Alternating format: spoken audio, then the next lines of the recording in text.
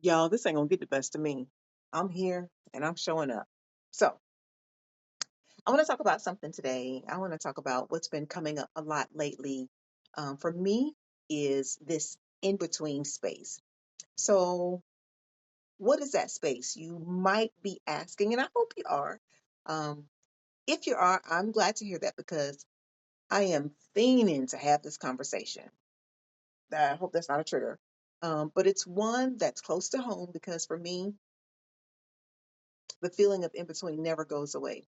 It's a space where you felt like your relationship is under strain, like things stop feeling light and bright. They start to feel heavy or unsure, which is the exact opposite of what we ever imagined in partnership. Because who amongst us signs up for that part? And I'm always managing this. I'm managing the silence. Before it gets too loud, I'm managing the words I don't say so the boat doesn't tip. I'm managing the heat of my own irritation and the coolness of distance. It's really like a full time job that you never, ever would have applied for. Yet you're punching the clock every single morning. You're punching the clock on weekends. You're punching the clock on holidays. In fact, I'm fiending to get to the bottom of why this surfaces in nearly every relationship I have, not just the intimate ones, the professional ones, in my friendships, in my family dynamics. If you're always the one managing that space too, let's get into this. Today, I want to talk about what's happening in your body when you're in that space. And I want to put some questions in the air for us to sit with. For those of you joining me for the very first time, I'm glad to see you here. I am Minty Ray, and this is our space for the unfiltered, the messy, and the magic of navigating midlife. We're here to hold space for growth, for survival, and for the wisdom that only comes through transitions. I'm so glad you're here with me. In what I'm calling the inner room, I think I'm feeling that language where we do the heavy, quiet work of facing ourselves so that we can once again thrive. So let's take a deep breath together and let's get into these questions. The first one: when you look at the landscape of your life, are you staying because there is still soil to grow in, or are you just standing in the familiar because the unknown feels too scary? Two, what does your body tell you when you think of the front door opening to leave? Does your chest tighten or does it expand, waiting for more air? And third, can we actually do both? Can we stay invested in the healing of a relationship while also building the lifeboat that will carry us if it fails? So, to get through this, let's start here. I've been really trying to get to the bottom of why I am so interested in this. And I'm realizing it's because I've noticed that in between for me happens far too often. It's not a one time event, it's a pattern. I've been reflecting on this role I seem to play. You might know, manager of the heaviness. And I just want to know why I feel like the keeper of the temperature in the room. I do wonder, is it because I'm afraid that if I stop managing it, the whole thing gets cold?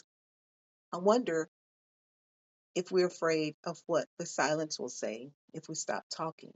Or is it because we've been conditioned to think that if things aren't bright,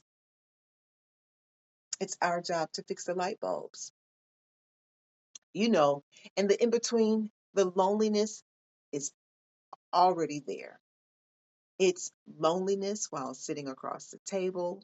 It's the weight of having a story to tell and realizing there isn't a safe place for it to land.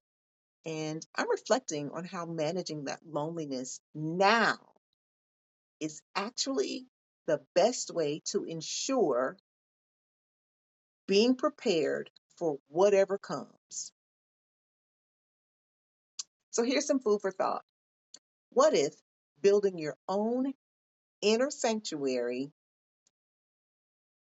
isn't a betrayal of the relationship? What if it's actually the thing that allows you to stay in the room without losing your mind? I realize that being a whole, self contained woman is what makes a relationship work if it stays intact, and what makes you work if it doesn't. So here's a point of reflection. What does that management do to the body? Because you're never really checked out when you're the keeper of the temperature. You're constantly reading the air. You're scanning the tone of a voice. You're scanning the sound of footsteps.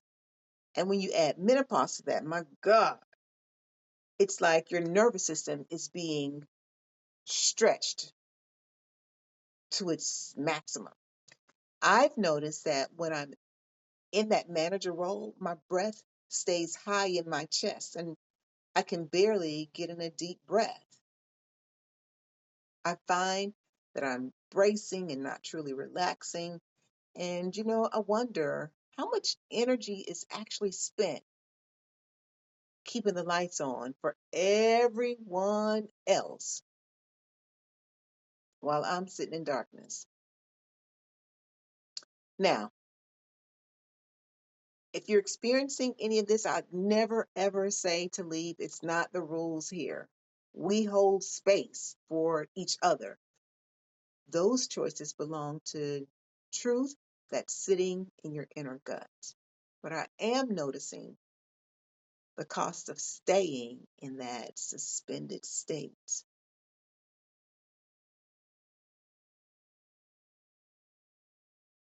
It's emotionally taxing to try and find the brightness while you're also quietly packing your own survival kit. There are days when the in between feels like a lie, when you feel like a hypocrite for buying your own favorite flowers or planning your own future while you're still in relationship. And in this stage of life, in the menopause and midlife phase where we are, the brain fog can make you feel like you're failing at both staying well and perhaps leaving with yourself intact. The loneliness can feel 10 feet thick on the nights when you stop managing the space and realize just how quiet it actually is. I've had to let it be okay that this is messy.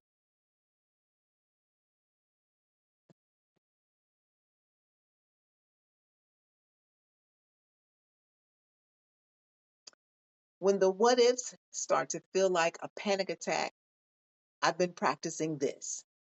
I stop trying to fix the bulbs in the rest of the house and I just walk into my internal space. I don't try to decide the future, not tonight. I just stop and I check in on myself. I notice my feet on the floor and I feel the floor holding me up because I want to slow the strain. I remind myself that in this moment, I am safe. In this moment, I'm solid. In this moment, I am the only person that I have to manage. Menopause can make you feel like your body is out of control, but presence with myself belongs entirely to me. I'm clear now that preparing for the worst doesn't mean you've given up on the best. Although, honestly, this is an ongoing lesson for me, and maybe it is for you too. The more comfortable with this we become, the more we become our own safe harbor. So I host myself, I stock my fridge with what nourishes me. I listen to my own heart.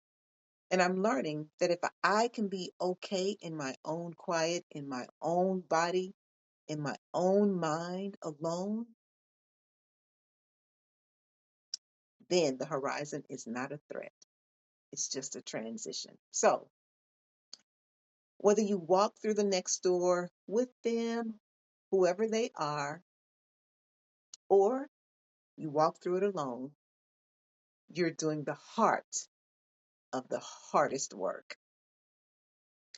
You're learning a life giving lesson, how to hold your own hand when it's dark. So, thanks for being here in this space with me tonight. I know this is a heavy conversation, but I'm glad we're having it. You aren't carrying this in between alone, but remember, keep your feet on the ground. Rest well. I'll see you in the next one. And do take care of yourselves. All right. Talk to you soon.